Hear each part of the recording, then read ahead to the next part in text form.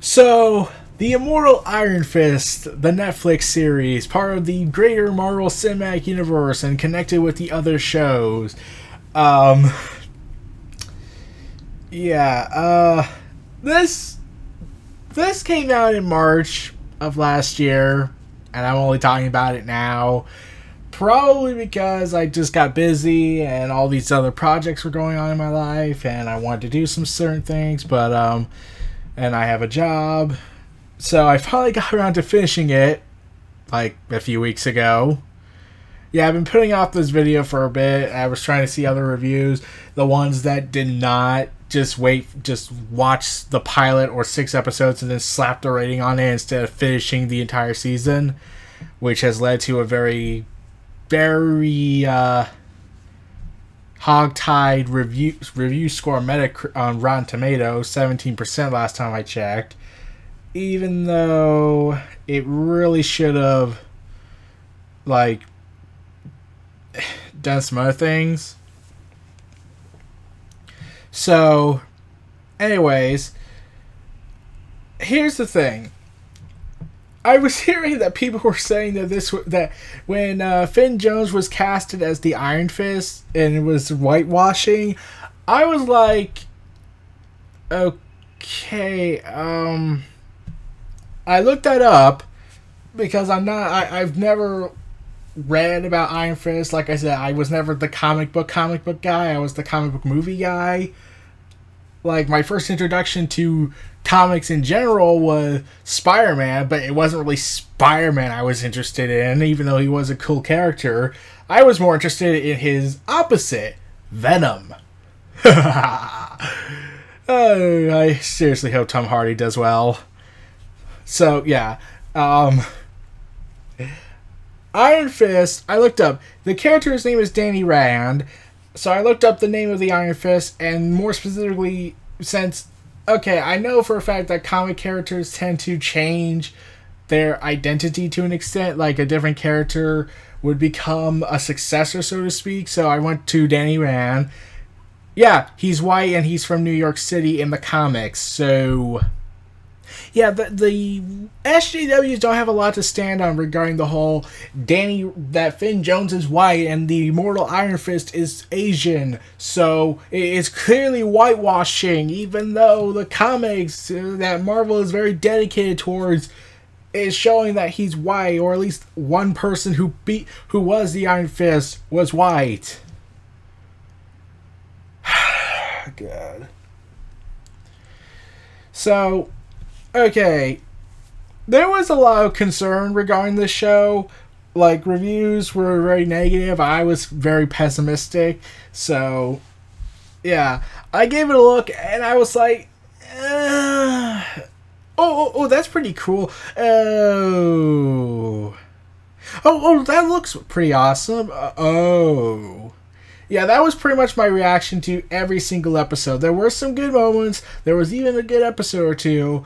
But considering that this is a 13-episode based season, and I only had, snippets and maybe an episode that actually was good.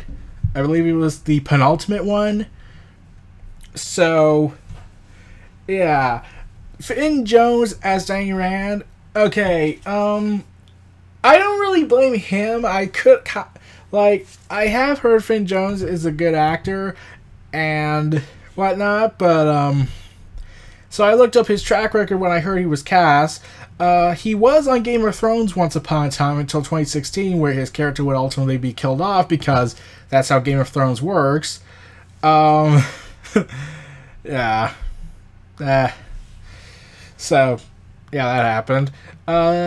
He wasn't in really that many big, well-known movies as far as I know. Like, he was in Wrong Turn 5 Bloodlines, Sleeping Beauty, The Last Showing, and Leatherface. And Sleeping Beauty, I mean, like, not the live-action adaptation. I think just a standalone, I think it's another studio thing.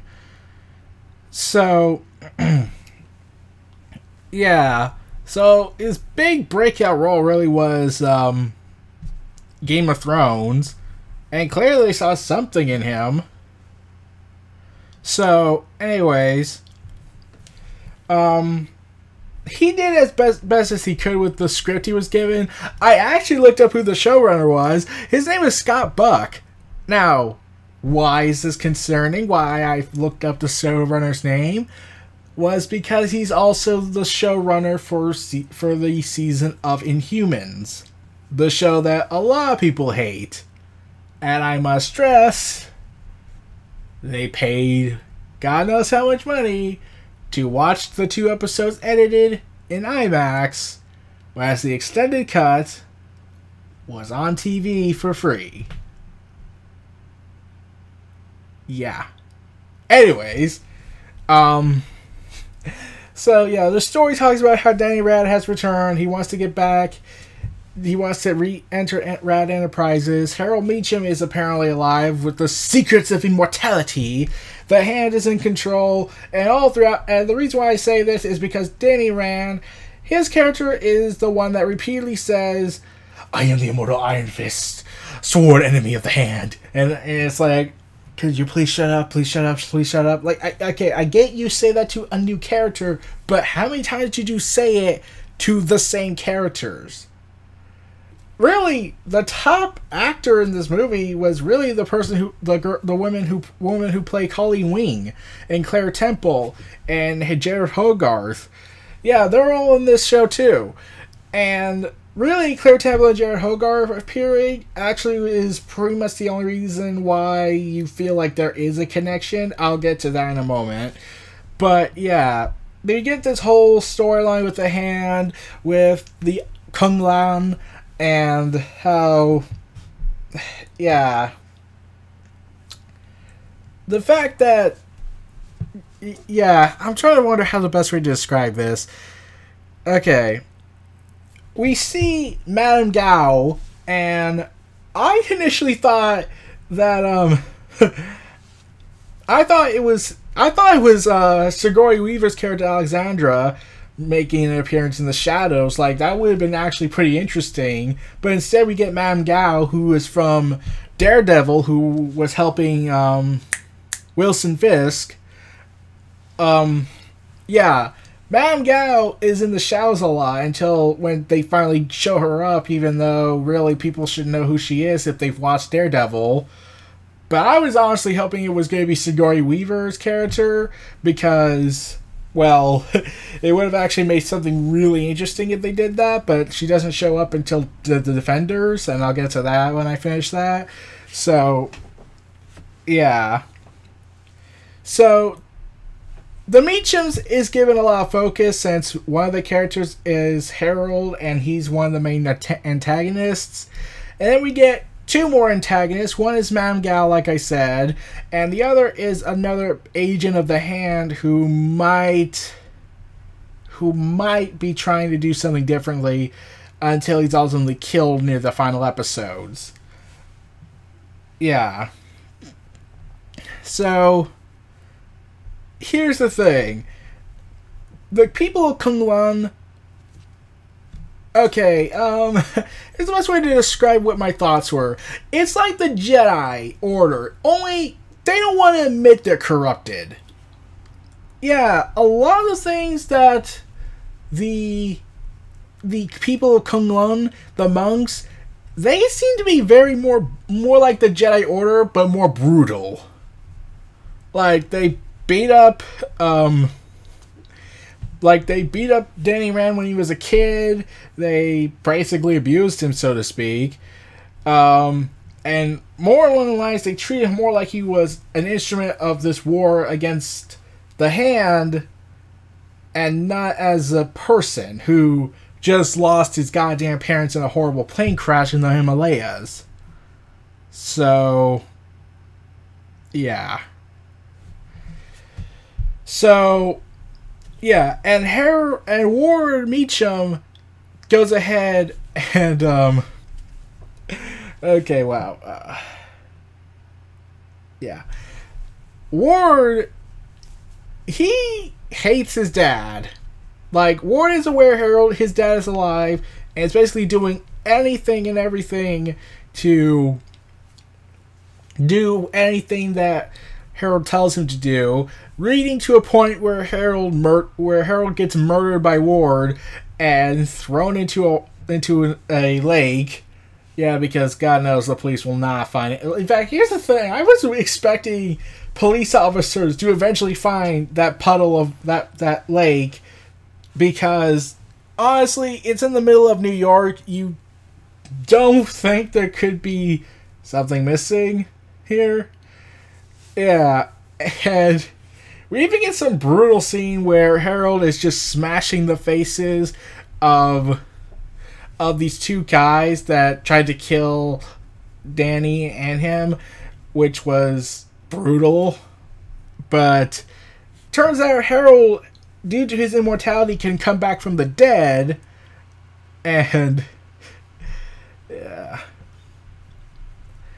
yeah. So, and apparently he goes crazy every time when he dies. So every time he dies, he goes ahead and gets even crazier, which was explained. And yeah.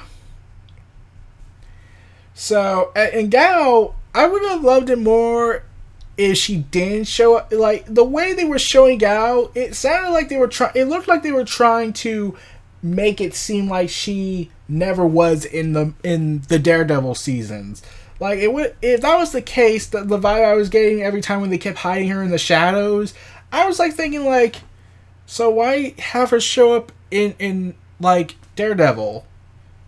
Like, wouldn't it have made more sense if, like, say you had her in the shadows in Iron Fist and showed all this ruthlessness she's showing, but is able to keep it in shadow? That would have made for an interesting angle. Like, the only thing we would know is that that the person is a woman, but we don't know how powerful she is. We don't know if she has powers. We don't, and from the voice she sounds, it sounds like she's an old person, and people could call her just Madam because they don't want to say her name because they fear what would happen if she said if they said her name and she kills them if someone says it.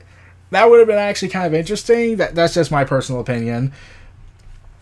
And the hand, okay, I'm trying to wonder, is there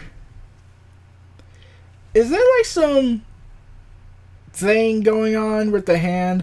Bakuto? I'm pretty sure I pronounced that wrong. Kali Wing has a mentor named Bakuto. Okay, I really pronounced that wrong. I was wondering this.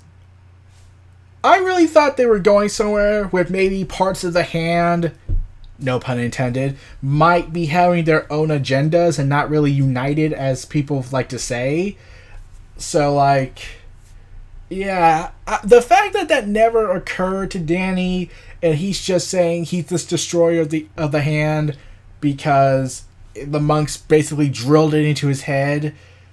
Like, you gave Colleen Wing a chance when she tried to prove herself, and the fact that he hasn't tried to kill you and actually wants your help, and the fact that he gave you the opportunity to join him by confessing, yes, we're aligned with the hand, but we have our own agenda.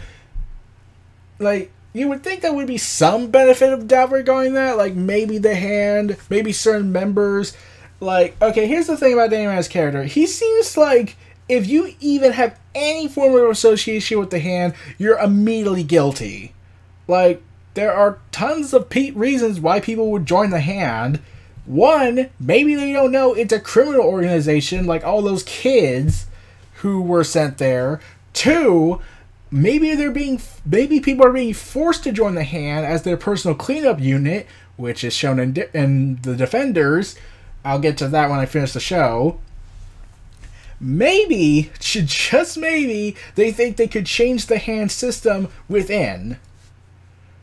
So, yeah, I really don't get why Danny Rand just doesn't seem to get that thought through his head.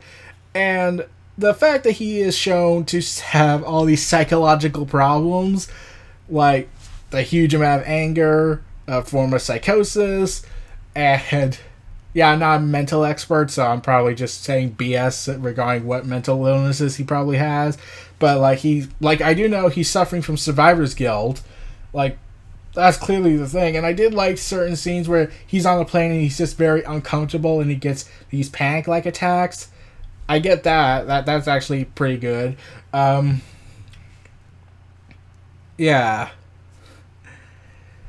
So, yeah. And we keep cutting back about the Meachums. And then we also get this other other guy named Davos who wants to bring back Danny back to Kunlun because things have gone to hell apparently and are about to go to hell. And Davos goes ahead and is revealed to suppress his emotions even if he shows the tiniest bit of an outburst, which I was like, so you are all Jedi, except not as cool, but twice as cruel and suppressing of emotion. That's really how this works. Okay,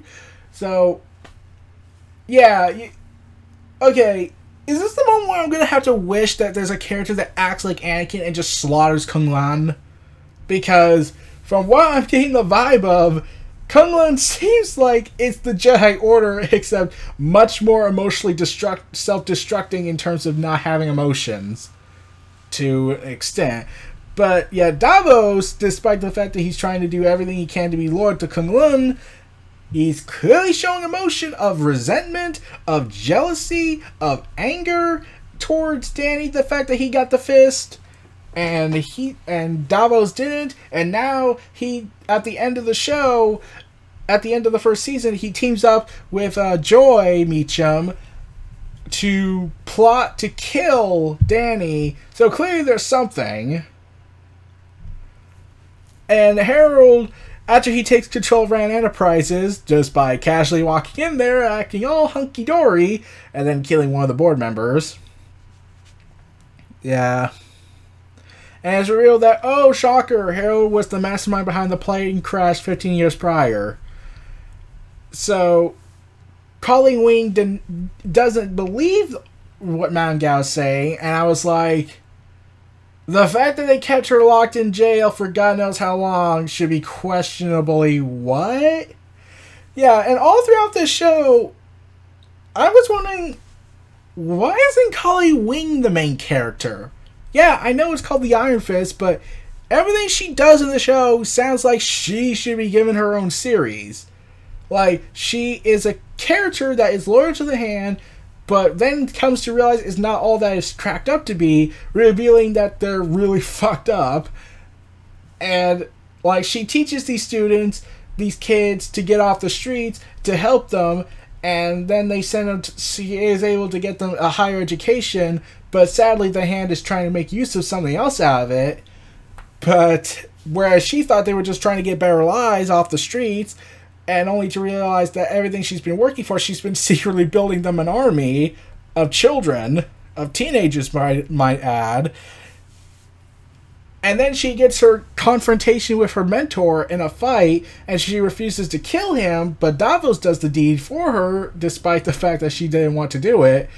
And all I'm wondering throughout this is, why was she not the main character?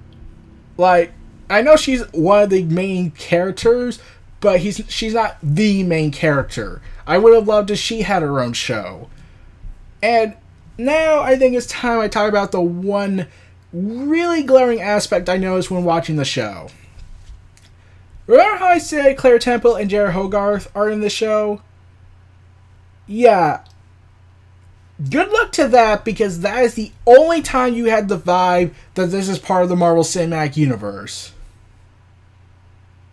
I'm not kidding. Like, all throughout this show, I was wondering, I just realized something. Where are they going to talk about the incident? Like, I know Danny Rand was never a part of it. He was in Kung Lao the whole time when all this hell broke loose. But there are characters that clearly were through it. There's a company based in New York where the attack happened in the Avengers. They don't mention it whatsoever. That Han is never mentioning it. Like, maybe they took advantage of the chaos that went in New York, so they took advantage to take over and start enacting their plans. we never get that. We never get a mention of what happened in the movies that happened in New York. We never get that mention of the Avengers movie. And Claire Temple and Jared Hogarth are the only connection, and even then that wouldn't work because they've never shown up in the movies. So yeah, and the fact that Claire doesn't mention any of the characters that she's encountered, like she's mentioned Luke Cage just by showing off an Easter egg of his clothing that was riddled with bullet holes. She mentions the Devil of Hell's Kitchen, and Jared Hogarth's there, and she doesn't talk about Jessica Jones.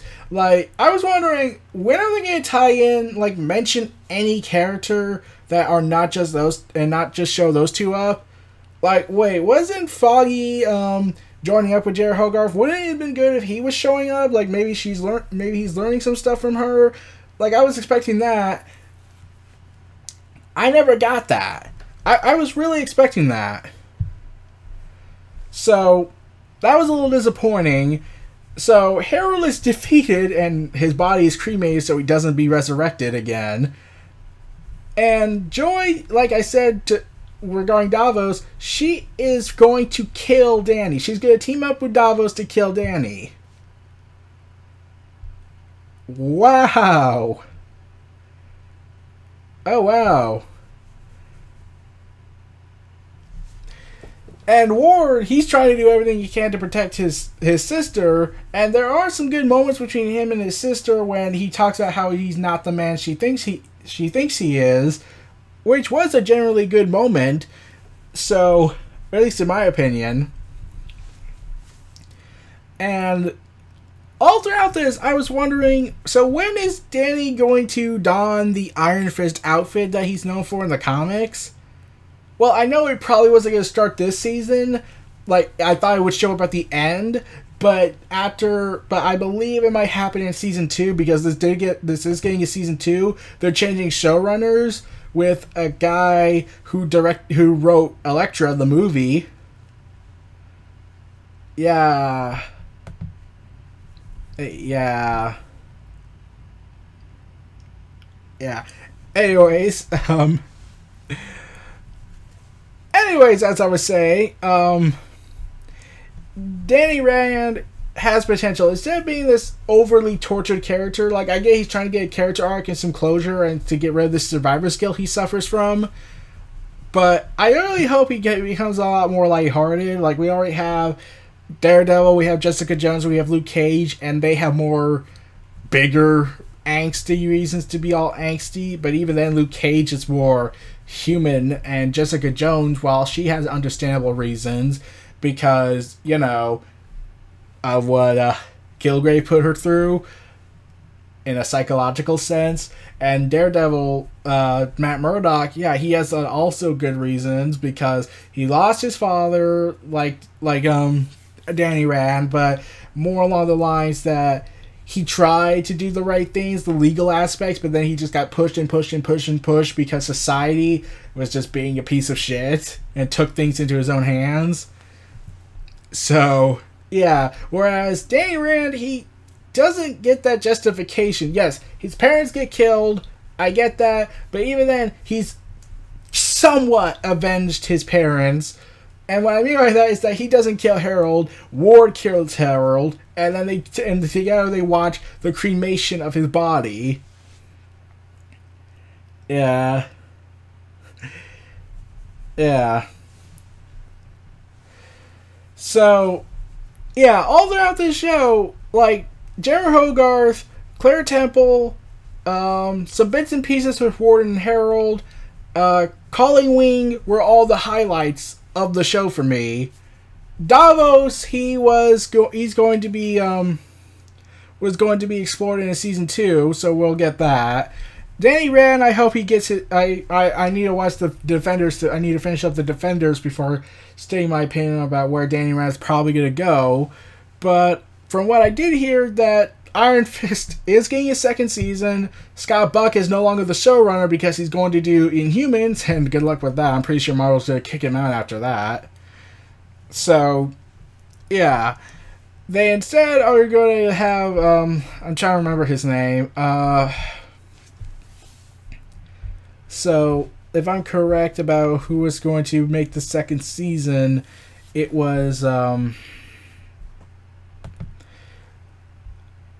see, if the show, Raven Metzner is going to be serving as showrunner and writer, and also, we're going to have Misty Knight show up in a special guest appearance. So, that's going to be awesome. Colleen Wing, I really hope her actress is still around to continue delivering greatness. And, yeah. And Kung Lun, yeah, it's gone. No idea where it went. It's probably dead. It's probably disappeared off the face of the earth and is never coming back. Yeah, I really don't know where that's going to go. So, yeah. Yeah, like I said, the show to me is more like a mixed bag. There's some good moments, some good... a good episode or two that I can actually enjoy. But there is a scene in like the earlier episodes where a car is about to hit Danny and just jumps high into the air. Like, the way it was shot, I kept thinking, like, was that CGI? Because that was really freaking bad. That's not going to age well.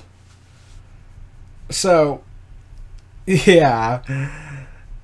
Anyways, those were my thoughts on Marvel's Iron Fist Season 1 on Netflix. This was Neo Reality Entertainment. Feel free to like, comment, subscribe, and donate. Stay tuned for more. And Defenders! I knew you'd come!